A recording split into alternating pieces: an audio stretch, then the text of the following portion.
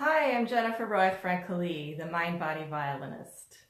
And I'm here to wish you a Happy New Year! Happy New Year! Happy 2018. I wish everyone out there a fabulously wonderful year filled with great music making and lots of learning on how to enjoy yourself while you play your instrument. So, the topic today in this video, I'm going to share with you how to make your first note sound great. Okay? I think every musician out there would love to be able to start their music with a wonderful first note and first phrase. And that's what I'm going to talk about today. So before I dive in, if you've never met me before, I'm, again, Jennifer Roig-Francolí. I'm a professional violinist. I've been playing forever. And I'm also an Alexander Technique teacher. The Alexander Technique is a mind-body awareness discipline that helps you become aware of your habits so that you can change them if you want to. And it's just really a lot of fun. You start to learn how your thoughts influence your body and your movements. So it makes everything that you do easier. And my specialty is, of course, to apply Alexander Technique principles to music making. And not just violin, but any instrument, voice, conducting, anything that you're interested in. Just makes everything easier. So I want to welcome you if you're new, and if I know you, I'm saying hello also. The thing I love about Facebook Live videos is that we can actually interact more than in just a regular post, because, unfortunately, it's only one way. You can only see me, I can't see you. But please give me some little hellos. Just say hi if you're here, and I can then interact with you more personally. I love doing that. And I see that Francisco is here. Hello, and thank you very much for your New Year wishes. So yes, if you're coming on now and anytime soon, just give me a hello. If you're watching the replay, say hello so that I can see where you're from. Maybe tell me where you're from. I know Francisco's from Mexico. So yes, and I would also ask you to please help spread this good stuff that I'm going to share with you with your friends and your students, your colleagues, other musicians you think might be interested. You can share this video. If there's anybody you'd like to be watching it now, you can go ahead and tag them. And throughout the video, if you have any questions at all, please put them in the comments and I'm happy to respond to those, okay? So, hello Kay. Kay just came on. Hi, Happy New Year, Kay. So, okay, I'm going to dive in now and talk about how to make your first note sound great. So, I think we've all had the experience, and give me a thumbs up if you've ever had the experience of starting a piece of music and immediately you don't really like it, and you're like, darn it, I already screwed up the first note, or, oh, I wish that first note had been better, or, if you've ever had the experience of just not liking your beginning, and then you have to kind of get over that to keep going, give me a thumbs up. I want to see how common this is. I think all of us have had that experience, but maybe I'm wrong. So there's a little delay always with Facebook Live, and I don't see your comments right away, but here they come. Yes. Okay, I know I'm not alone. I know that musicians, we're all the same in the end. And starting is hard, right? So what you might have learned to do, and you might be doing, is to really care a lot about that first note, right? Give me a thumbs up if you care. Actually, write in the comments, give me a yes if you have practiced that first note a lot and you have learned to care a lot about your first note and you try hard to get that first note just right. Just put yes in the comments if you are used to thinking about it that way, or you've been trained to think about caring a lot about that first note. Okay, so we tend to care too much about the first note. Yes, Francisco said yes, right. So yes, the first note is very important. It's the first sound that people hear from you. So of course, it's like a first impression when you meet somebody new. You want to give a good first impression. When I start these Facebook Lives, I'm always like, ooh, I've got to make it sound good in the first 10 seconds. That's what all the experts say. It's a lot of pressure. Kay said yes, right. It's a lot of pressure to recognize that first impressions are very strong, and it's not just the first impression of how you look, it's how you sound, it's the expression that you're giving to your note. It's just, first impressions are really important. People are going to turn off the video right away if they are not interested in the first 10 seconds. Or they're not going to, they can't leave your concert, well they could, but they're not going to leave your concert though, if they don't like it after the first 10 seconds. That's very rare. So actually, when you are performing, it's not really that life or death if your first note doesn't come out perfectly. I think we tend to make too much of a big deal about that first note. Sure, we want it to be nice, but here's the rub. If you care too much about the first note, you're going to try too hard, and that caring too much and trying too hard is going to cause you to tighten up. So when you're tight, when you're over-focused and over-concentrated and your musculature tightens up, that actually kind of sabotages the quality of your first note or any note that you're playing, because your note is going to be open and resonant and project and beautiful if you yourself are able to open up yourself and release those muscles so that your ideas, your musical ideas, can flow through the body. What we need our muscles to be doing is to be responsive. And that means that they're not tight and they're not locked. Our joints can't be locked.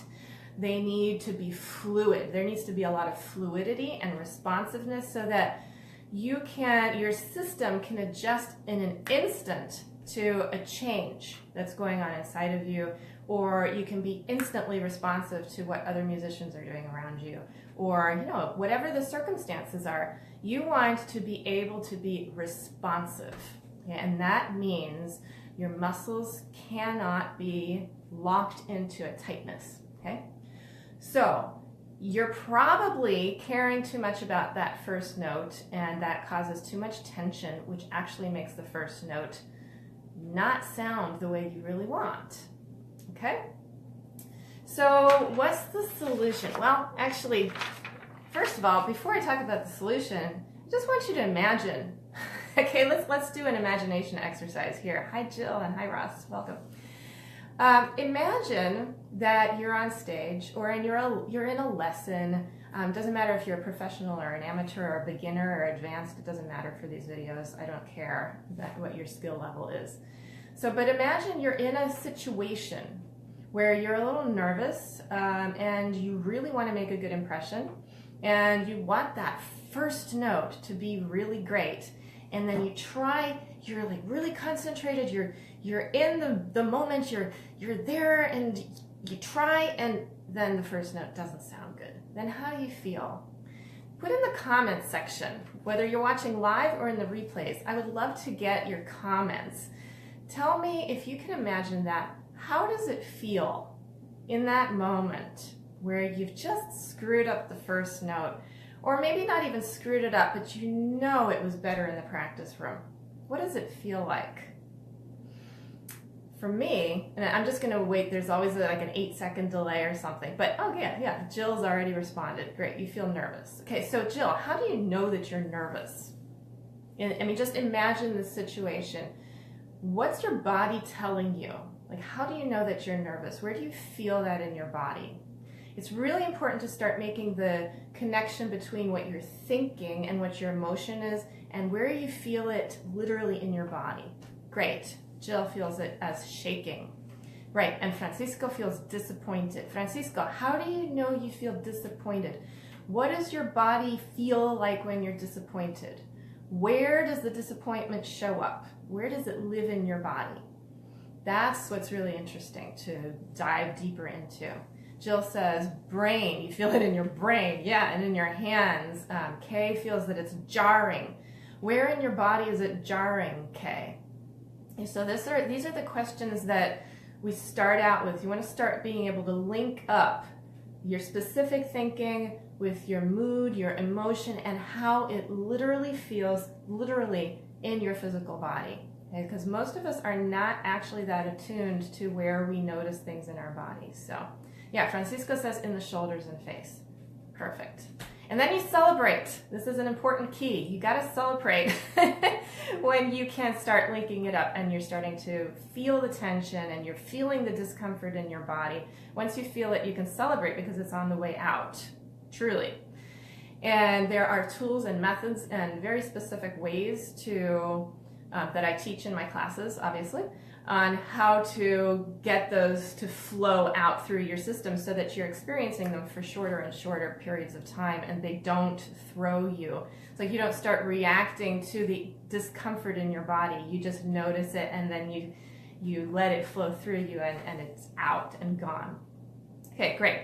So this is how it feels to play that first note and you've tried really hard and you're doing everything you think you're supposed to do and it still doesn't sound good. It just doesn't feel good and your body reacts. You start to feel the discomfort in your body. Okay, so what you're doing, if you get this result, if you get the first note, it sounds really bad and then it causes all those reactions, clearly there's something that you're doing that's not working. So I want to talk a little bit about what you might be doing that's not working. So here's another imagination exercise, and we're just going to kind of continue on with this same scenario. Okay, you're in a situation where you want to make a good first impression, play a good first note, and I want you to back up and think about what were you thinking right before you started that first note. Okay, this is where you're going to find your treasure. If you can figure out what you're thinking and what your attitude is, what your mood is before you start, then you have a gold mine, okay? So if you want to give me, if anything's coming up, if you're getting some ideas here, put them in the comments section. What are you thinking before you start playing? I already gave you a lot of hints a little bit ago. I said, okay, Jill, doubt. Yes, self-doubt is like one of, maybe number one up there as a self-sabotaging thought, is self-doubt. So where do you feel it in your body when you feel self-doubt? That's the question. Okay, Jill, if you can come up with that one, let us know. Anybody else? What did you feel? What do you feel? Sorry, what are you thinking before you start playing? I talked about caring too much. So maybe you care too much about what the audience is going to think. Maybe you want it to sound the same as it sounded in the practice room, which, by the way, is impossible. Don't even try. Don't even try to make it sound like it sounded in the past. You're a different person in the present, and you want your music to be fresh and new, right? So you don't want it to sound like it sounded in the practice room. That's old. You want it to sound magically new, fresh, and spontaneous and powerful in the moment in a way that surprises you and surprises your audience. That's what we really want. We want to be surprised in a good way. You don't want to be surprised with how terrible it is, yes, but you do want to be kind of open up. You want to open up to all possibility. You want to be so open in your mind and your attitude and your body and your musculature so that your muscles are fluid and responsive and movable. You want to be so flexible that you have no idea what that first note is going to sound like. Now that can be really scary. Give me a thumbs up if that sounds scary. Like you have no idea what that first note's going to sound like. If it's scary, give me a thumbs up. If I had a thumbs up button here, I would put like 100 thumbs up because I think it's terrifying sometimes to have no idea what's going to come out of my violin. But that's where the magic happens. And this is what allows you to express just the best of yourself, the unknown, magical, infinite potential that you have from your heart, from your whole self. You can only express that whole self in the moment if you're open to the unexpected and the unknown. Okay, so The solution, now I'm going to get to specifics about the solution to this problem of having a crappy first note. Excuse me. The solution, I mean, there are a lot of solutions, but you're getting down to let's get down to the core of the issue. Number one, you've got to stop end gaining. Now, end gaining is an Alexander technique term that I talk about a lot in my videos, in my classes, etc. But very briefly, not going to go into what it is too much. But end gaining is when you care too much about the result, you're too focused on the goal and what you want, and you're not paying attention to what Alexander called the means whereby you achieve that goal. You're not paying attention to the steps to achieve your goal. You're not paying enough attention to what it takes. You're caring too much about the result. So when we're talking about the first note, you care too much about the result of that first note. You care too much about what it's going to sound like once you do it, instead of paying attention to your mind-body coordination, your mental attitude, your whole person state, your head-neck relationship, all these things that you learn in Alexander technique. But I also teach a very specific, very specific and practical tool that you can start applying right away. It's like the first baby step, but key to making everything happen for you. It's called the cycle. And I'm not going to be doing the cycle right now in this video, because you can go to YouTube and Google Jennifer Roig-Francolí, the cycle, and you can teach yourself how to do the cycle with my video in 10 minutes. And then practice the cycle twice a day. It takes 2 minutes each time you do it. And I can promise you that if you do the cycle regularly, I can almost guarantee you for sure, if you do the cycle twice a day regularly for a couple weeks, and you do it right before you start playing every day, you've got to be consistent. For this to work, you've got to be consistent with the cycle. There's so much behind it. It's very simple, but it's so rich. I can't even tell you how rich and powerful the cycle is. But if you do it consistently, like I just said, I can pretty much guarantee that your first notes are going to improve, even though you're not even thinking about your first note. And that is the key. Don't think about it. So number one is you've got to stop end gaining and caring so much about your first note. Now, this is not easy to do. This takes tons of practice and a deep understanding. Okay, so this is, again, what I teach. So that's number one. Number two is a very similar and interrelated thing to number one. You've got to warm up, okay? Now, how is that related to number one? Warming up. What is warming up? Well, if you're a musician, you tend to think of warming up as kind of noodling around on your violin, playing some scales, playing open strings, just playing around for a while, maybe playing some long whole notes, just getting yourself limbered up, that kind of warming up. Maybe you want to play the opening of your piece a number of times before you go out on stage, and that's probably how you usually warm up. Give me a thumbs up if that's how you warm up. Okay, I should probably be seeing at least 4 thumbs up coming here. And I want to say hi to Donna. Hello, Happy New Year, Donna. I haven't seen you forever. Glad you're here. Yes, the thumbs up are starting to come. This is a familiar way to warm up. Now, here's my proposal to you. Add the cycle into your warm-up session, because you are your primary instrument. Your mind, body, whole self, soul, spirit, whatever you believe or think of as you, that's your primary instrument, okay?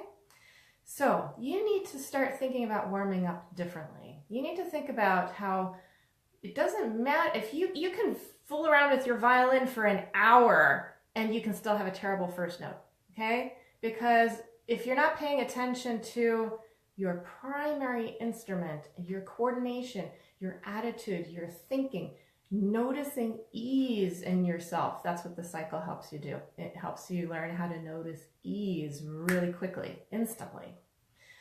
If you're not doing that, then you're not really warming up. Okay, you've got to warm up your primary instrument. Nobody talks about this. It's ridiculous. It's so rare, okay? I'm just flabbergasted at how musicians out there are not aware, most musicians are not really appreciating how much the primary instrument and how you're using yourself, your thoughts, and your movement, how much that influences how you're playing your violin. It's a no-brainer once you get it. So you've got to start learning how to take care of your primary instrument. And the best way I know how to do that is to learn the Alexander technique. And it's not just because I'm an Alexander teacher. I'm a violinist who's been practicing these methods for a long time. I got into Alexander technique when I was, I'm not going to tell you how old, but it was in 2003. And so it's been, 2018 now? Yes, Happy New Year again. So I've been practicing Alexander technique for 15 years now, regularly, every day. I think about it all the time, and I cannot, there's nothing out there, nothing. There's nothing I know that's out there, and I've tried a lot of things. There's just nothing as powerful as the Alexander technique out there to help you become conscious of how you're thinking and how your thoughts influence your movements. And that's what playing an instrument is.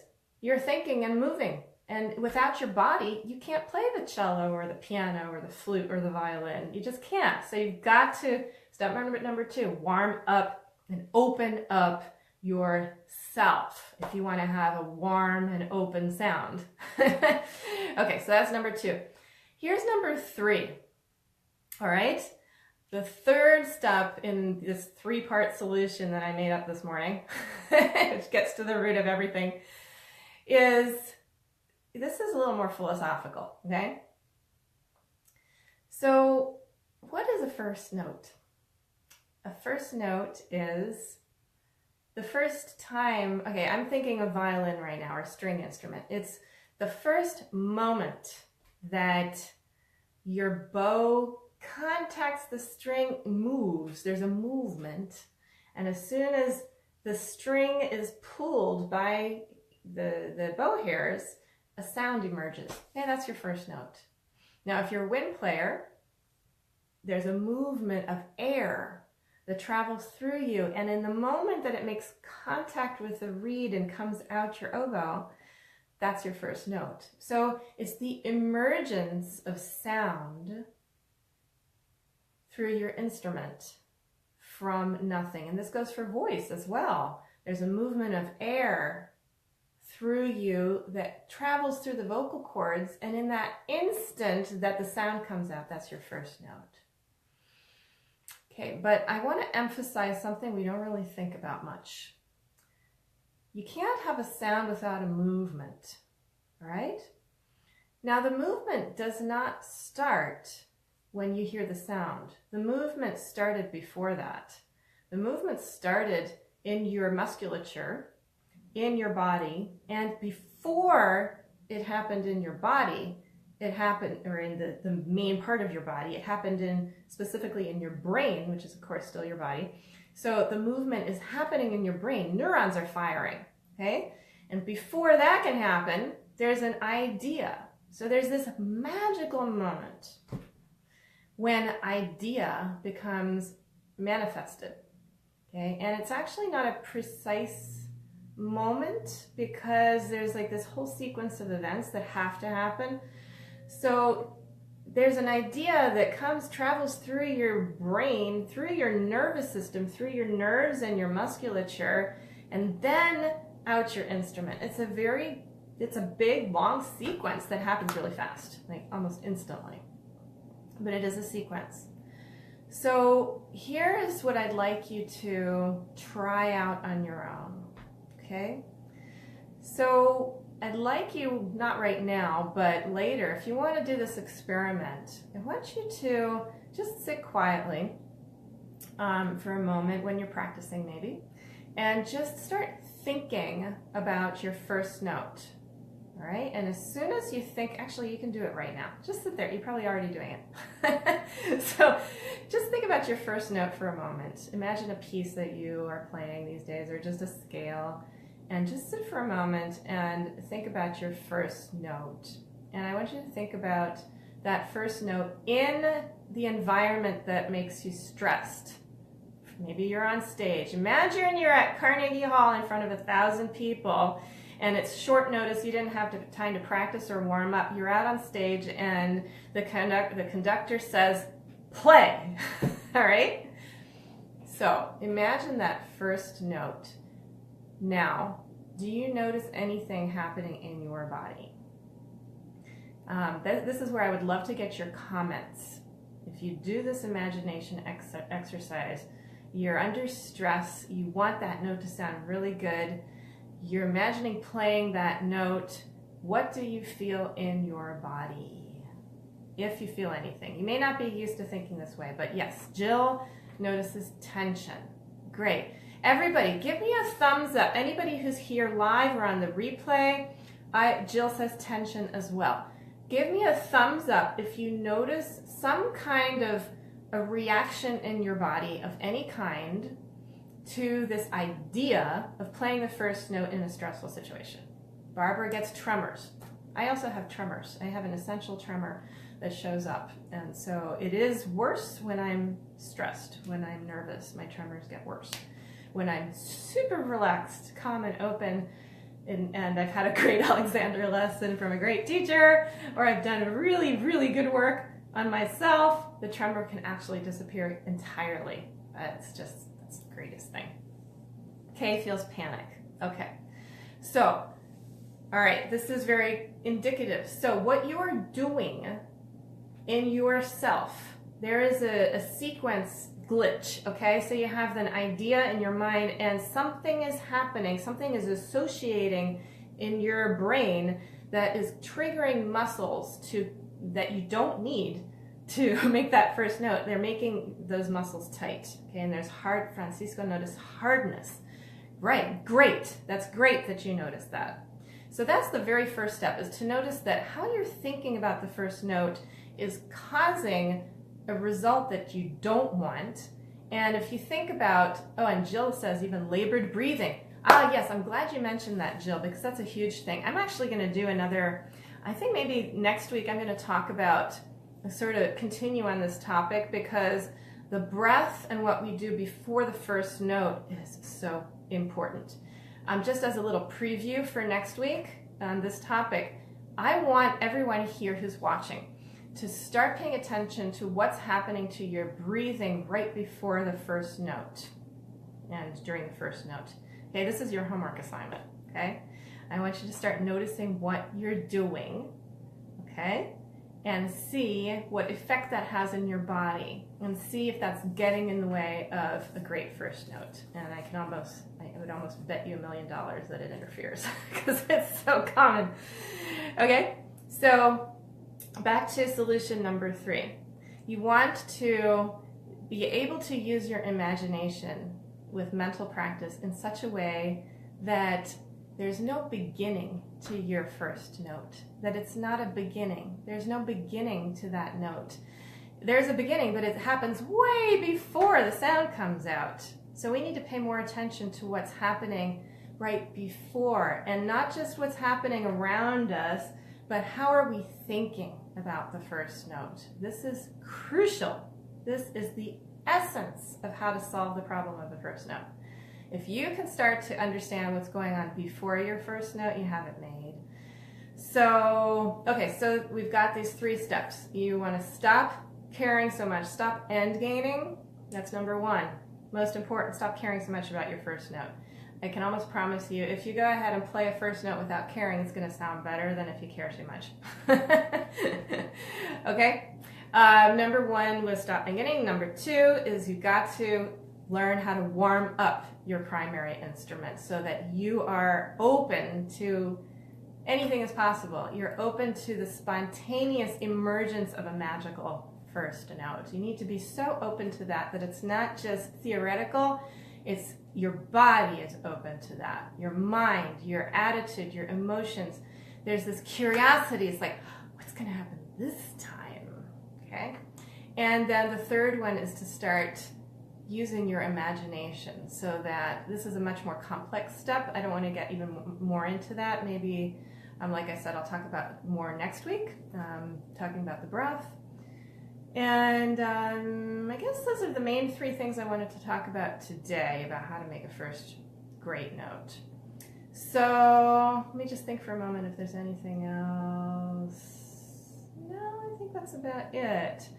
I would love to hear back from you if you want to give me in the comments also if this is something you'd like to try. Actually, just give me a thumbs up if you want to try anything that I've just talked about. Just give me a thumbs up. Let me see a bunch of thumbs up like flying by. I love seeing those little things fly by. And if you enjoyed this, give me a little heart because those are cute. And again, like I said before, I would love it and I would be so grateful if you would share this video with anybody that you think might be interested. Tag them in the post. It just helps. It helps so many people. I think these ideas are so important. And join my Mind-Body Practice Tribe and we can follow up on this video and have a discussion in the group. So I think I gave you a little link at the top. No. Yeah, that's right. Get the free checklist that I linked. I gave you a link at the top of this video. Get it. Just go get it.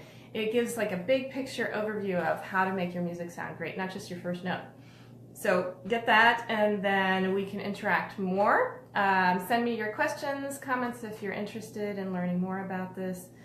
Join my Mind-Body Practice Tribe if you're not a member yet. Just maybe I can send you the link in the comments after I finish this video so that you... Actually, this is on my Facebook page, so you can go to that little... Click the little join the group button. I think there's a blue button so you can join my group. Okay, any questions? I'm not seeing any questions come up, but I'd love to get your feedback, whether you're live or replay. I will see your comments later, and I will respond if you have any questions. So thank you for being here today on this special day. Oh, I forgot. I was going to talk about new beginnings. Today's the first day of a new year, 2018. And that's kind of why I kind of went along with playing a first great note. How do you play a first great note? How do you have a first great day of your year? It all the same stuff applies. Jill, you're welcome. Yes. Oh, yes. And the other Jill, I think, asked about, she said something about last notes. Yes, there's no end. I think this is another key. I'm not going to end just yet. I see there's no end. There's no end to this video. Here, this is actually pretty special. What I want to talk about right now is that there is no beginning and there is no end. All right? This is an idea that is, it has a very spiritual nature. And I think it's very powerful if you bring this concept into your music making, that there is no beginning to your music making and there's no end. I mean, technically there's a beginning to a piece and an end to a piece. There's a first note, there's a last note. But that's a very limited way of thinking about music.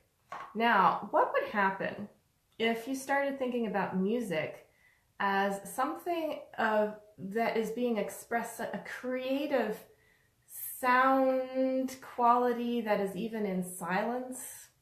Okay, so what makes the first note so hard is that it comes from nothing. Okay, so usually, no, always, a first note, whether the orchestra is playing along at the same time before you play or not, your first note for you comes from nowhere. It comes from out of nothing. So this is a really big thing. This is a big deal. Making something from nothing. How do you create something from emptiness? I mean, if you believe in God, that's God's work. It's like, how do you create something? How do you make something happen from nothing? And Jill says the last note leaves nothing. So what's nothing? Okay, it leaves nothing, but there was nothing before. There's always nothing. There's always silence underneath the sound. You always have okay, I love to talk about this with my students. You can see I get excited about this topic. You have a blank piece of paper, right? You got a blank piece of paper here. And then you write on it, and then you no longer have a blank piece of paper. You have writing on your piece of paper, okay? But the piece of paper is still there. It's still a blank piece of paper. It just has writing on it. The paper hasn't really changed. You've added something. So if you look at the page with the notes on it, imagine the notes weren't there. You play that blank page, it's silence, right? Then the printer comes along, where the composer comes and scribbles some notes on it, and all of a sudden it represents sound. But the sound is superimposed on top of the silence. This is really important stuff. This is very powerful when you realize that there's a silence underneath all sound. And if you can connect to the silence, and remain connected to the silence. Okay, this is what I'm doing right now as I'm speaking. I'm aware that there's a silence. When I stop speaking, in between words, in between notes, there's silence. If I can hear that silence beneath the words, and I find that silence in my body, then my body starts to release and open up, and the quality of my voice changes. I'm sure you can hear that. And the whole quality of my presentation has changed. Something has shifted because I've shifted my attention to the silence within me, even though I'm speaking at the same time. So when I speak a first word, it comes from nothing. That word, that note, comes from nothing, but it comes from a creative idea that springs out of nothing. Anyway, I'm getting really philosophical here, but it's practical too, because if I can connect to the silence, and you can connect to the silence, and realize that it's still silent, but you're just playing on top of the silence, but the ground of that silence is more important than the notes and everything that's going on over here, then you're not going to care so much about that first note, because the silence, that depth, that wholeness, that nothingness has your attention. It's got your curiosity. It has your mind and your soul. It's like, this is what's important. What's happening over here is so secondary, and it's going to flow out of that silence in a way that it's magic. It's the best. And then your sound can sound great and graceful. So I was going to finish this 10 minutes ago, I think. There's no end.